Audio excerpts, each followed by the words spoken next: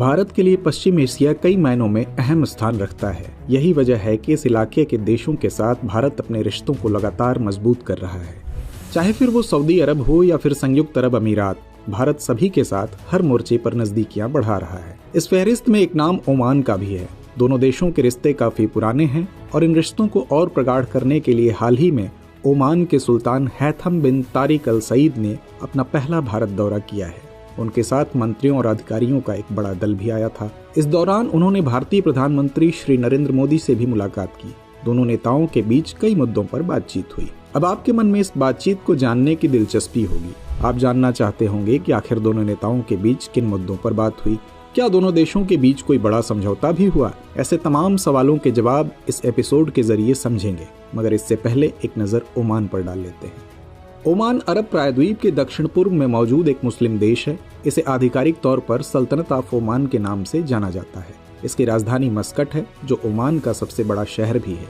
यह सऊदी अरब के पूर्व में, यमन के पश्चिम में और दक्षिण में अरब सागर से घिरा हुआ है। इसके उत्तर में संयुक्त अरब अमीरात मौजूद है। इस तरह यह सऊदी अरब, संयुक्त अरब अमीरात और यमन के साथ जमीनी सीमा साझा करता है। वहीं ईरान और पाकिस्तान के साथ इसकी समुद्री सीमा लगती है। ऐसे में यह भारत के लिए रणनीतिक लिहाज से काफी महत्वपूर्ण हो जाता है। यही वजह है कि दोनों देशों के बीच साल 1955 में राजनयिक संबंध कायम हो गए थे। ये रिश्ता साल 2008 में रणनीतिक रिश्तों में तब्दील हो गया। खाड़ी देशों में ओमान भारत का एक रणनीतिक साझेदार है और खाड़ी सहयोग परिषद, अरब लीग तथा हिंद महासागर रिम एसोसिएशन के लिए एक महत्वपूर्ण वार्ताकार है। भारतीय विदेश मंत्रालय की माने तो खाड़ी इलाके में ओमान भारत का सबसे करीबी रक्षा साझेदार है। ओमान पश्चिम एशिया का एकमात्र देश है जिसके साथ भारतीय सशस्त्र बलों की तीनों सेनाएं नियमित द्विपक्षीय अभ्यास और सेवा स्तरीय कर्मचारी वार्ता करती हैं। अब सवाल है कि सुल्तान हैथम और पीएम मोदी के बीच किन मुद्दों पर बातचीत हुई। तो भारतीय विदेश सचिव के मुताबिक यह बैठक काफी व्यापक और रचनात्मक रही। भारत और ओमान के बीच द्विपक्षीय संबंधों को लेकर परंपरागत क्षेत्रों के अलावा कई नए क्षेत्रों में भी सहमति और सहयोग की नींव रखी गई है। इसमें Bharat Oman joint vision partnership for future यानी भविष्य के लिए एक संयुक्त साझेदारी नामक विजन दस्तावेज पर सहमति प्रमुख है। दोनों पक्षों ने ओमान भारत संयुक्त निवेश कोष के लिए $300 मिलियन की तीसरी किश्त की घोषणा भी की है। यह निवेश कोष भारतीय स्टेट बैंक और ओमान निवेश प्राधिकरण के बीच 50-50 का ज्वाइंट विजन है। यह कोष ओमान और खाड़ी क्षेत्रों से भारतीय अर्थव्यवस्था के सबसे तेजी से बढ़ते क्षेत्रों में निवेश लाने की क्षमता रखता है। पीएम मोदी और सुल्तान हैथम ने समुद्री क्षेत्र, कनेक्टिविटी, ग्रीन एनर्जी, उत्सर्जन, अंतरिक्ष, स्वास्थ्य, पर्यटन और कृषि सहित कई क्षेत्रों में द्विपक्षीय सहयोग बढ़ाने की दिशा में दोनों देशों के संयुक्त प्रयासों पर भी चर्चा की। इसके अलावा दोनों नेताओं ने भारत ओमान व्यापक आर्थिक साझेदारी समझौते को जल्द से जल्द पूरा करने की दिशा में कदम उठाए हैं। इस तरह दोनों नेताओं ने क्षेत्रीय और अंतर्राष्ट्रीय मुद्दों पर विचारों का आदान प्रदान किया। दोनों ने भविष्य के लिए भारत ओमान संयुक्त दृष्टिकोण पत्र भागीदारी को भी स्वीकार किया। यह दृष्टिकोण पत्र प्रधानमंत्री मोदी के भारत के विकास और ओमान के वर्ष 2040 के दृष्टिकोण के अनुरूप है। यह पत्र 8 से 10 क्षेत्रों में भागीदारी निर्माण पर केंद्रित है। इन क्षेत्रों में नौवहन सहयोग और कनेक्टिविटी, ऊर्जा सुरक्षा, अंतरिक्ष, डिजिटल भुगतान, स्वास्थ्य, पर्यटन, आतिथ्य सत्कार, कृषि और खाद्य सुरक्षा शामिल है।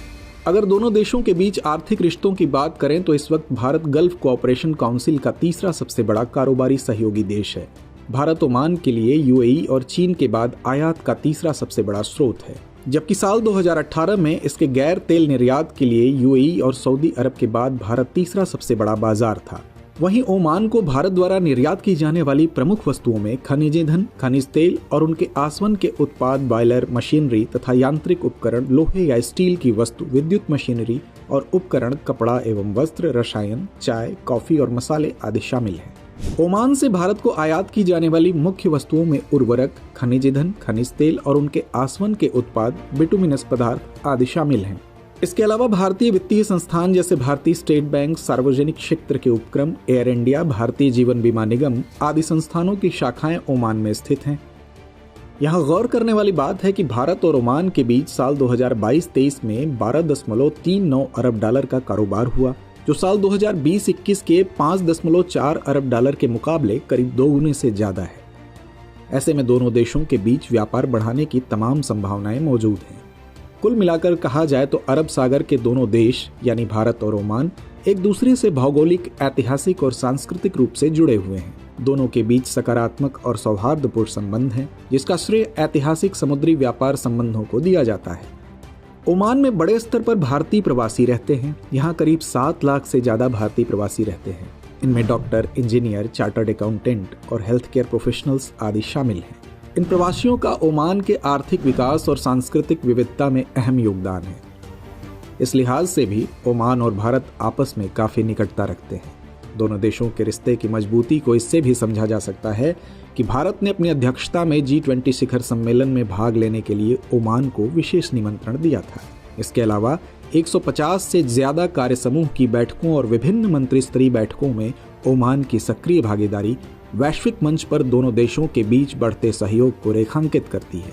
ऐसे में सुल्तान हैथम का भारतीय दौरा अहम हो जाता है, और इसलिए भी ज्यादा अहम हो जाता है कि ओमान के किसी शासक का पिछले 26 वर्षों बाद पहला राजकीय दौरा है। अब बारी है रविवारी विशेषांक दुनिया मेरे आगे की। हमास के साथ जारी जंग के बीच इजराइल को मलेशियाई सरकार ने बड़ा झटका दिया है।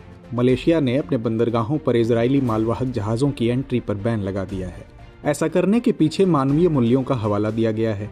मलेशिया के प्रधानमंत्री अनवर इब्राहिम ने अपने बयान में कहा कि यह प्रतिबंध इजराइल की उन कार्रवाइयों की प्रतिक्रिया है जो बुनियादी मानवीय सिद्धांतों की अनदेखी करते हैं और फिलिस्तीनियों के खिलाफ चल रहे नरसंहार और क्रूरता के माध्यम से अंतर्राष्ट्रीय कानून का उल्लंघन करते हैं।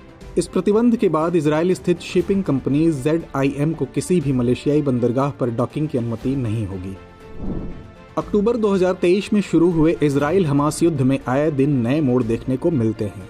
इसी कड़ी में हमास चीफ इस्माइल हानिया मिस्र पहुंचे हैं। कतर में रहने वाले हमास चीफ का यह दौरा कई मायनों में अहम माना जा रहा है। मीडिया रिपोर्ट्स के अनुसार इस दौरे में कैदियों की रिहाई के लिए एक समझौता तैयार किया जाएगा। बता दें कि नवंबर महीने में इजराइल और हमास के बीच युद्ध विराम के दौरान इजराइल के जेलों में बंद लगभग 240 फिलिस्तीनियों के बदले में 80 इजरायली बंधकों की रिहाई की गई थी। मलेशिया और जापान ने अपने द्विपक्षीय संबंधों को व्यापक रणनीतिक साझेदारी तक बढ़ाने की घोषणा की है, जिसमें सुरक्षा के क्षेत्र में सहायता बढ़ाने की बात कही गई है। जापान ने अपनी नई विदेशी सुरक्षा सहायता पहल के तहत मलेशिया के साथ सुरक्षा सहायता समझौते पर हस्ताक्षर किया है, जिसमें दक्षिणी चीन सागर में बढ़ते टकराव के बीच मलेशिया की समुद्री सुरक्षा को बढ़ावा देने के लिए 400 मिलियन येन यानी कि लगभग $2.8 मिलियन का अनुदान शामिल है। इसके अलावा जापान सुरक्षा समझौते के तहत बचाव नौकाएं और आपूर्ति जैसे उपकरण प्रदान करेगा। अब आते हैं आज के सवाल पे। ओमान के सुल्तान हैथम बिन तारिक अल सईद का हालिया भारत दौरे का जिक्र करते हुए दोनों देशों के संबंधों की विवेचना कीजिए।